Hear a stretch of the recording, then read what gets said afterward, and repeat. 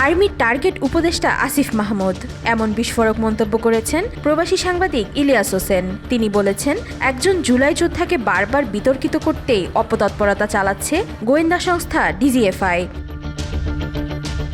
শনিবার মধ্যরাতে নিজের ভেরিফাইড ফেসবুক পেজে এই বিস্ফোরক মন্তব্য করেছেন ইলিয়াস হোসেন। তিনি যখন এই বোমা ফাটিয়েছেন তার কিছুক্ষণ আগেই আরেক প্রবাসী সাংবাদিক নাজমুস সাকিব ও এক তরুণীর কল রেকর্ড ফাঁস হয়।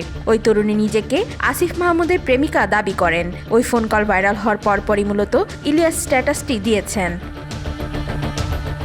ইলিয়াস লিখেছেন, আর্মির টার্গেট উপদেষ্টা আসিফ মাহমুদ। তির্যক মন্তব্য করে ইলিয়াস আরও লিখেছেন, বাংলাদেশে একমাত্র আসিফ মাহমুদ সজীব ভুঁইয়ার মন্ত্রণালয়ে প্রজেক্ট পাস হয়, টেন্ডার হয় ও দুর্নীতি হয়। বাদবাকি সব মন্ত্রণালয়ে আল্লাহ নিজে প্রজেক্ট বাস্তবায়ন করেন, কোথাও কোনো টেন্ডার হয় না, দুর্নীতি হয় না। প্রবাসী সাংবাদিক লিখেছেন, একজন জুলাই যোদ্ধাকে বারবার বিতর্কিত করতেই ডিজিএফআই এর এই অপতৎপরতা।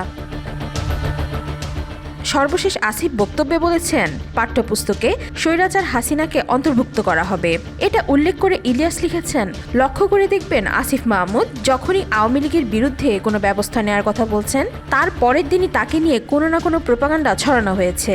দেশের সবখানে দুর্নীতি চলছে, কোনো খাত বাকি নেই, কিন্তু সব দোষ শুধুই আসিফের। এরপর ছাত্র উপদেষ্টা আসিফকে পরামর্শ দিয়ে তিনি লিখেছেন, আসিফ, আপনার মন্ত্রণালয় আপনি যেভাবে ইচ্ছা সেভাবে চালান, কারো কথায় কান দেওয়ার দরকার নেই। শুধু আওয়ামী লীগ আর ইন্ডিয়ার ব্যাপারে ঠিক থাকেন, আর কিছু চাই না।